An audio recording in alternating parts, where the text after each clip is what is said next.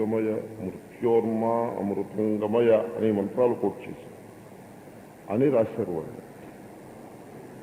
ఎంత దురన్యాయం.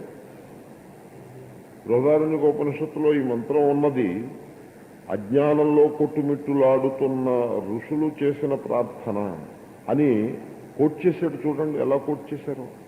ఆ కోట్ చేసిన విధానం ఎంత మోసపూరితమైన దురుద్దేశంతో పూరితమైన విధానమో చూడండి.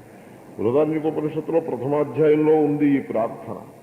ఈ ప్రార్థన అజ్ఞానంతో ఉన్న ఋషులు వాళ్ళంతటా వాళ్ళు చేసిన ప్రార్థన కాదు. ఈ ప్రార్థన సాధకుణ్ణి ఉద్దేశించి శృతి నిర్దేశించిన ప్రార్థన. ఇప్పుడు శుకమహర్షి భాగవతంలో విష్ణువుని, హే విష్ణు, నేను నిన్ను శరణాగతి చేస్తున్నాను, నన్ను రక్షించు అని ప్రార్థించాడు అనుకోండి.